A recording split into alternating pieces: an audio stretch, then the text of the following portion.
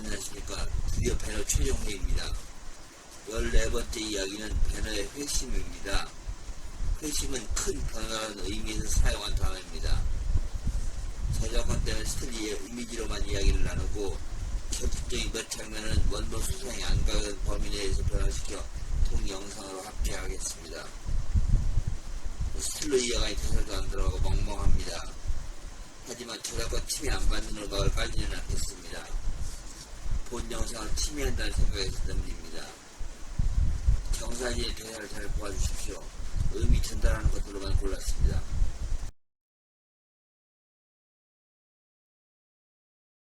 배너 14번째 이야기는 배너의 회심입니다. 사실 회심은 안 믿는 사람이 믿게 될 때나 종교적으로 큰 변화를 겪을 때 쓰는 용어이기도 합니다. 하지만 배너는 처음 소개부터 이 믿는 사람으로 나옵니다. 배너의 변화를 다루려는데 좀 크게 다가오는 의미로 회심이라는 단어를 선택했습니다. 변화를 제일 잘 보여주려면 비포와 애프터로 접근하는 것이 가장 유용합니다. 비포를 보여주려니 메살라부터 보여주었습니다. 메살라는 배너의 적입니다. 처음에는 친한 친구였습니다. 어떻게, 왜 적이 되었을까요? 그게 시작되면서 그걸 밝힙니다. 잠깐 성경으로 가봅시다. 마태복음은 어떻게 시작됩니까? 낳고 시리즈지요. 아브라함부터 시작해서 예수까지 누가 누구를 낳고 누가 누구를 낳고가 정말 지루하게 진행됩니다. 그런데 눈에 띄는 대목이 있을 겁니다. 그게 뭘까요? 첫 주제는 아브라함과 다윗의 계보라입니다. 뭘 알 수 있습니까? 메시아는 다윗의 혈통에서 나온다는 이야기가 떠오르지 않습니까? 다른 말로 하면 이 족보를 통해서 예수님이라는 인물의 배경, 다른 말로 하면 사연이 나옵니다. 영화도 처음 인물이 나올 때 사연을 드러냅니다. 사연은 그 인물이 움직이는 근거가 되기 때문에 중요합니다. 모든 영화는 사연 없이는 출발하지 못합니다. 메살라가 어떤 인물인지가 소개되지요. 아버지는 누구이고 그 현재 지위는 무엇이고 이것보다 더 중요한 것이 있습니다. 그 인물의 성격을 보여주는 것입니다. 이 부대주의가 꿈이었어. 바로 이 대사에서 우리는 메살라가 권력지향적 인물임을 알 수 있습니다. 아주 중요한 팁입니다. 메살라는 왜 그렇게 배너를 못살게 굴었을까요? 한 자리 잡겠다는 출세 지향의 마음 때문입니다. 우리는 이제 영화 배너의 흐름을 알게 되었습니다. 이건 배너와 메살라의 싸움이구만. 모든 영화와 드라마는 감히 용기 내서 말씀드린다면 한마디로 싸움입니다. 왜 싸울까요? 주인공의 갈등 때문입니다. 갈등은 욕망에서 시작됩니다. 욕망을 이루려는데 그걸 방해하는 존재가 나옵니다.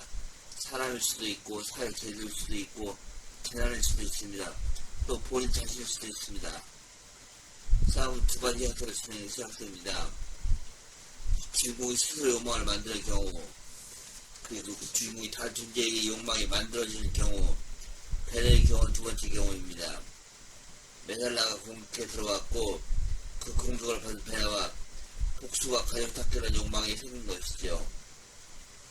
구조에 대해서 3단계설, 기선제설, 4단계설, 5단계설, 16단계설까지 있습니다만 기본은 3단계입니다.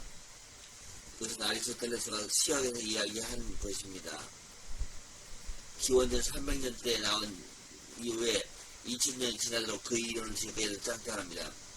3단계는 아주 간단합니다. 시작, 중간, 끝입니다. 이 단위가 넘어가는 기점이 중요합니다. 시나리오 작품에서는 이것을 플랫 포인트라고 부릅니다. 이야기의 흐름을 바꾼다는 것이죠. 시작에서 중간으로 넘어가는 플랫 포인트는 사건의 발생입니다. 그 중간에서 끝으로 가는 플랫 포인트는 사건의 해결, 즉 결정입니다. 지금 우리는 14번째 첫 단계 이야기를 배너와 메살라가 러브샷하는 모습에서 끝냈습니다. 러브샷인데 뭔가 불안하지 않습니까? 싸움 중에 제일 흥미를 끄는 싸움은 싸워서는 안 된 사람끼리 싸울 때입니다. 배너와 메살라는 절친입니다. 배너 여섯은 피해자는 메살라를 사랑까지 합니다. 자, 이야기를 더 봅시다. 이들의 관계는 어떻게 될까요?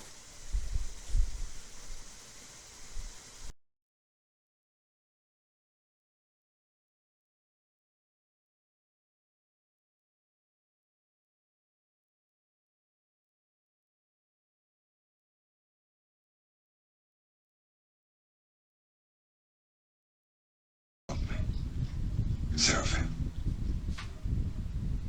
Speak as if he were God. He is God, the only God. He is power, real power on earth. Not that.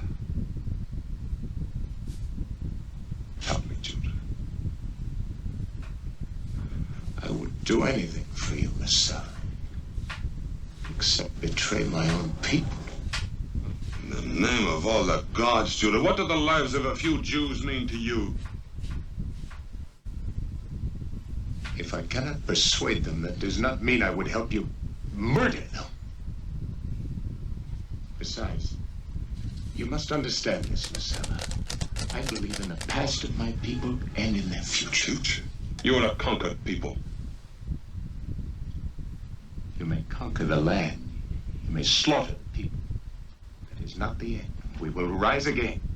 You live on dead dreams. You live on the myths of the past.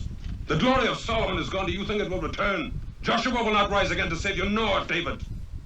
There is only one reality in the world today. Look to the west, Judah. Don't be a fool. Look to Rome. I would rather be a fool than a traitor or a killer. I am a soldier. Yes, who kills for Rome. And Rome is evil. I warn you. No! I warn you. Rome is an affront to God. Rome is strangling my people and my country, the whole earth. Forever.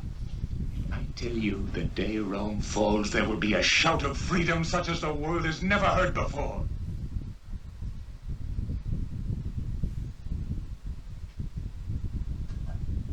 Judah, either you help me or you oppose me. You have no other choice. You're either for me or against me.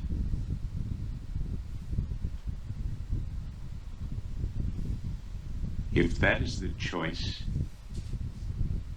then I am against you.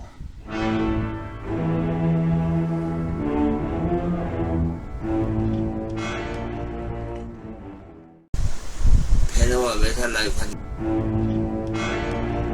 여기서 중간으로 넘어가는 첫 번째 플랫 포인트가 이제 터집니다. 총독이 부임하는 날 부임을 구경하는 피해자가 실수로 기관장을 떨어뜨립니다. 놀란 총독의 말이 날치자 총독 말에서 떨어지고, 놀란 총독의 말에서 떨어진 총독 때문에 살해 모의범으로 피해자 쪽으로 쫓아 들어옵니다. 근데 범인은 기관장을 떨어뜨린 것은 피해자인데 엉뚱하게 배너가 노예선으로 끌어갑니다. 이제 배너에게는 큰 목표가 생긴 셈이 되었습니다. 욕망이 생긴 거죠. 집정관이 배너에게 노예선 생활을 기간을 묻자 하루 다음에 한 달이고 다른 배에서 3년을 일했다고 합니다. 왜 이렇게 배너는 하루하루 날짜를 세고 있었을까요? 배너가 세는 하루하루는 지금 상황에 칼질해서 베살라에게 복수를 한다는 그 마음을 칼로 새기듯이 만들어놓은 결심의 말들입니다. 이대로 돌아온 배너는 바로 저택하기로 합니다. 이 두 번째 포인트가 시작됩니다. 나만의 힘이 차오르지요. 전투의 경기 장면 다시 봐도 신기합니다. 흑수효과 없이 어떻게 시사를 잘 찍었을까요? 예전에 옹박이라는 영화가 있었습니다. 옹박 포스터에 이 두 단어가 참 재밌었는데 그것도 기억이 납니다. 노 와이어 노 스토트였습니다. 노 와이어가 특수효과 안 썼다, 대형 안 썼다인데요. 무슨 영화 그런 실사의 힘을 나타낸 참 좋은 포스터였습니다. 그런데 이 전투 장면이 두 번째 플랫 포인트는 아닙니다. 예수님이 죽는 것이 두 번째 플랫 포인트입니다. 그 근거가 뭐냐고요? 베너의 어머니와 그녀가 한 생명이 추리했기 때문이 아닙니다. 그 사건이 주인공 베너를 변화시켰기 때문입니다. 주인공을 변화시킨 사건이 큰 사건입니다. 베너는 어머니와 피해자가 치유된 것을 몰랐습니다. 먼저 용서를 했습니다. 베너가 이렇게 얘기하지요. 예수님의 말씀이 내 마음에서 칼을 내려놓게 했다. 뭐가요? 예, 말씀이요. 말씀의 힘입니다. 엔딩샷의 상징성이 매우 큽니다. 미켈란젤로 천지창명한 장면입니다. 떨어졌던 인간과 하나님의 손이 닿는다는 뭔가 회복의 느낌이지요. 하나님의 관계가 끊어지면 멸망입니다. 그 관계를 다시 이은 배너의 손이 은혜롭습니다. 배너 14편을 끝내며 감사의 말씀을 드립니다. 화재 파티가 실력으로 많이 부족했습니다. 죄송합니다. 다음에는 시스터 액트를 합니다. 하나님 이야기를 이렇게 재밌게 할 수도 있는 거구나 감탄했던 영화입니다. 3번에 할지 2번에 할지는 아직 정하지 못했습니다. 그동안에 2주 동안 잘 정해서 보여드리겠습니다. 2주 뒤에 뵙겠습니다. 안녕히 계십시오.